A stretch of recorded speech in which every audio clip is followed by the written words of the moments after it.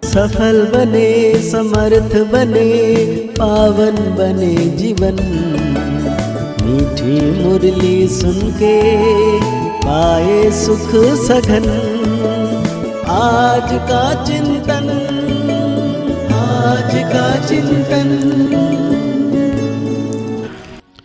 ओम शांति। Good morning. प्यार का सागर मीठा बाबा, सर्वशक्तिवान शिव बाबा आज हम बच्चों को कह रहे हैं, अपने दिल पर हाथ रखकर पूछो कि बाबा जो सुनाते हैं क्या हम सब पहले जानते थे? जो सुना है उसे अर्थ सहित समझकर खुशी में रहो। साथ में बाबा पूछ रहे हैं, तुम्हारे इस ब्राह्मण धर्म में सबसे अधिक ताकत है कौन सी और कैसे? बाबा कहते हैं, तुम्हारे यह ब्राह्मण धर्म ऐसा है जो सारे विश्व की सद्गति श्रीमत पर कर देते हैं। ब्राह्मण ही सारे विश्व को शांत बना देते हैं। तुम ब्राह्मण कुलभूषण देवताओं से भी ऊंच हो। तुम्हें बाप द्वारा यह ताकत मिलती है। तुम ब्राह्मण बाप के मददगार बनते हो। तुम्हें ही सबसे बड़ी प्राइज मिलती है। तुम ब्रह्मांड के भी मालिक और विश्व के मालिक बनते हो। बाबा कहते हैं, मीठे मीठे रूहानी सिखले दे बच्चों प्रति। रूहानी बाप बैठ समझाते हैं। रूहानी बच्चे जानते हैं, रूहानी बाप एक ही बार हर 5000 वर्ष के बाद आते जरूर हैं। कल्पनाम रख दिया है जो कहना पड़ता है। इस ड्रामा की अथवा सृष्टि की आयु 5000 वर्ष के हैं। यह बातें एक ही बाप बैठ समझाते हैं। ये कभी भी कोई मनुष्य के मुख से नहीं सुन सकते। तुम रूहानी बच्चे बैठे हो, तुम जानते हो बराबर हम सभी आत्माओं का बाप वो एक है। बाप ही बच्चों को बैठ अपना परिचय देते हैं जो कोई भी मनुष्य मात्र नहीं जानते। कोई को पता ही नहीं गॉड व ईश्वर क्या वस्तु है। जबकि उनको गॉड फादर कहते हैं तो बहुत प्यार होना चाहिए। बेहद का बाप है तो ज़रूर उनसे वर्षा भी मिलता होगा। अंग्रेजी अक्षर अच्छा कहते हैं हेवनली गॉड फादर। हेवन कहा जाता है नई दुनिया को और हेल कहा जाता है पुरानी दुनिया को। परंतु स्वर्ग को कोई जानते नहीं। सन्यासी तो मानते ही नहीं। वो कभी ऐसे नहीं कहेंगे कि बाप स्वर्ग क्या रचयिता है। हेवनली गॉड फादर यह अक्षर बहुत मीठा है और हेवन मशहूर है। तुम बच्चों की बुद्धि में हेवन और हेल का सारा चक्र सृष्टि के आदि मध्य अंत का बुद्धि में फिरता है। जो जो सर्विसेबल बच्चे हैं सभी एक रस सर्विसेबल नहीं बनते। तुम अपनी राजधानी स्थापना कर रहे हो। तो बाप कहते हैं, तुम अपने दिल पर हाथ रखकर पूछो, क्या आगे यह कुछ जानते थे? बाबा कहते हैं, कब सुना ही नहीं, अब यह अर्थ सहित तुम समझते हो। तुम बच्चे हो, बाप को तो याद कर सकते हो। आज का छोटेपन में ही गुरु कहते हैं। गुरु का चित्र बनाए भी गले में डालते हैं, वह घर में रखते हैं। यह तो वंडर है। बाप शिक्षक सदगुरु सब एक ही है।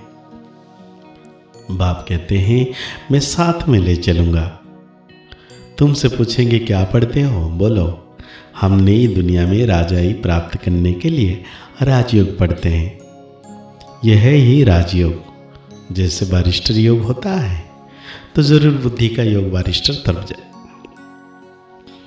टीचर को जरूर याद तो करेंगे ना। तुम कहेंगे हम स्वर्ग की राजाई प्राप्त करने के लिए ही पढ़ते हैं। कौन पढ़ाते हैं? शिव बाबा भगवान। उनका नाम तो एक ही जो चला आया है। रथ का नाम तो है नहीं, मेरा नाम ही है शिव। बाप शिव और रथ ब्रह्मा कहेंगे। अभी तुम जानते हो यह कितना वंडरफुल है। शरीर तो एक ही है। इनको भाग्यशाली रथ क्यों कहते हैं? क्योंकि शिव बाबा की प्रवेशता है। तो जरूर दो आत्माएं ठहरी, अभी तुम यह जानते हो और किसी का तो ये ख्याल भी नहीं आता। अब दिखाते हैं, भागीरथ ने गंगा लाई, क्या पानी लाया? अभी तुम प्रैक्टिकल में देखते हो क्या लाया, किसने लाया, किसने प्रवेश किया? बाप ने किया ना। मनुष्य में पानी थोड़ी प्रवेश करेगा, जटाओं से पानी थोड़ी आएगा। इन बातों पर मनुष्य कभी ख्याल भी नहीं करते। कहा ही जाता है रिलीजन इज माइट, रिलीजन में ताकत है। बताओ सबसे जास्ती किस रिलीजन में ताकत है? ब्राह्मण रिलीजन में। ये ठीक है, जो कुछ ताकत है ब्राह्मण धर्म में ही है, और कोई रिलीजन में कोई ताकत है नहीं। तुम अभी ब्राह्मण हो, ब्राह्मण को ताकत मिलती है बाप से, जो फिर विश्व के मालिक बनते हो। तुम्हारे में कितनी बड़ी ताकत है। तुम कहेंगे हम ब्राह्मण धर्म के हैं। किसी की बुद्धि में नहीं बैठेगा। विराट रूप भले बनाया है, परंतु वो भी आधा है। मुख्य रचता और उनकी पहली रचना को कोई नहीं जानते। बाप है रचता, फिर ब्राह्मण है चोटी। इसमें ताकत है। बाप को सिर्फ याद करने से ताकत मिलती है। बच्चे तो जरूर नंबरवार ही बनेंगे। तुम इस दुनिया में सर्वोत्तम ब्राह्मण कुलभूषण हो। कितनी अच्छी बात बाबा ने कही। देवताओं से भी ऊंचो, तुमको अब ताकत मिलती है। बाबा कहते हैं तुम्हारे धर्म ऐसा है जो सर्व की सदगति करते हैं श्रीमत द्वारा।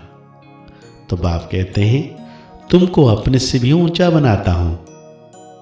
तुम ब्रह्मांड के भी मालिक, विश्व के भी मालिक बनते हो। सारे विश्व पर तुम राजाई करेंगे। अभी गाते हैं ना, भारत हमारा देश है।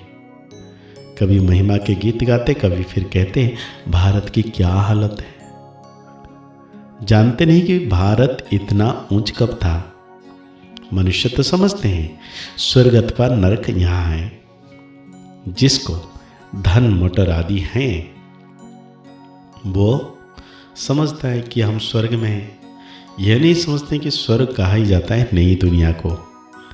यहाँ सब कुछ सीखना है, साइंस का हुनर भी फिर वहाँ काम आता है। तो बाप कहते हैं मुझे भी वानप्रस्थ रथ चाहिए ना। भक्ति मार्ग में भी सबके मन कामनाएं पूरी करता आया हूँ। संदेशियों को भी दिखाया है कैसे भक्त लोग तपस्या पूजा आदि करते हैं। देवियों को सजाएं, पूजा आदि कर फिर समुद्र में डुबा देते हैं। कितना खर्च करते हैं। पूछो यह कब से शुरू हुआ तो कहेंगे परंपरा चला आया है। कितना भटकते रहते हैं, यह भी ड्रामा है। बाप बार बार बच्चों को समझाते हैं हम तुमको बहुत मीठा बनाने आए हैं। तो बाप कहते हैं मन मना भाव, देह सहित सब संबंध छोड़ मामिकम याद करो तो श्री कृष्ण की डिनास्टी में आ जाएंगे। तो आज बाबा धारणा के लिए हम बच्चों को कह रहे हैं अपने को देखना है कि हमारे में कोई अवगुण तो नहीं है। जैसे देवताएं मीठे हैं ऐसा मीठा बना हूं। बाप की श्रेष्ठ मत पर चल अपनी राजधानी स्थापन करनी है। सर्विसेबल बनने के लिए सृष्टि के आदि मध्य अंत का हेवन और हेल का ज्ञान बुद्धि में फिराना है।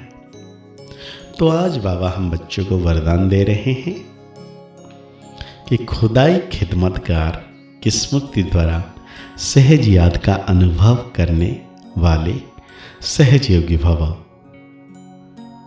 बाबा कहते हैं खुदाई खिदमतगार अर्थात जो खुदा व बाप ने खिदमत सेवा दी है उसी सेवा में सदा तत्पर रहने वाले। सदा यही नशा रहे कि हमें स्वयं खुदा ने खिदमत दी है। कार्य करते हुए जिसने कार्य दिया उसको कभी भूला नहीं जाता। तो कर्मणा सेवा में भी यह स्मृति रहे कि बाप के डायरेक्शन अनुसार कर रहे हैं तो सहज याद का अनुभव करते सहजयोगी बन जाएंगे। तो आज बाबा हम बच्चों को स्लोगन दे रहे हैं सदा गॉडली स्टूडेंट लाइफ की स्मृति रहे तो माया समीप नहीं आ सकती। अजब व्यक्ति इशारे में बाबा कह रहे हैं, अब लगन की अग्नि को प्रज्वलित कर योग को ज्वाला रूप बनाओ। जितना स्थापना के निमित्त बने हुए ज्वाला रूप होंगे उतना ही विनाश ज्वाला प्रत्यक्ष होगी। संगठन रूप में ज्वाला रूप की याद विश्वों के विनाश का कार्य के संपन्न करेगी। इसके लिए हर सेवा केंद्र पर विशेष योग के प्रोग्राम चलते रहें तो विनाश ज्वाला को पंखा लगेगा। योग अग्नि से विनाश की अग्नि जलेगी, ज्वाला से ज्वाला प्रज्वलित होगी। तो आज के मुरली के अनुसार हम सो मान लेंगे, मैं परमात्मा की याद को सहज अनुभव करने वाला सहज योगी आत्मा हूं। तो आज की मुरली के अनुसार मैं सहज योगी आत्मा हूं। आज की मुरली को और गहरी रीति से चिंतन करते हुए निरंतर मीठे बाबा की याद में रहना है कि सर्वशक्तिवान बाबा सदा मेरे साथ है। मुस्कुराते रहिए, आगे बढ़ते रहिए, पुरुषार्थ करते रहिए, खुश रहें, स्वस्थ रहें, मस्त रहें। ओम शांति, ओम शांति, ओम शांति।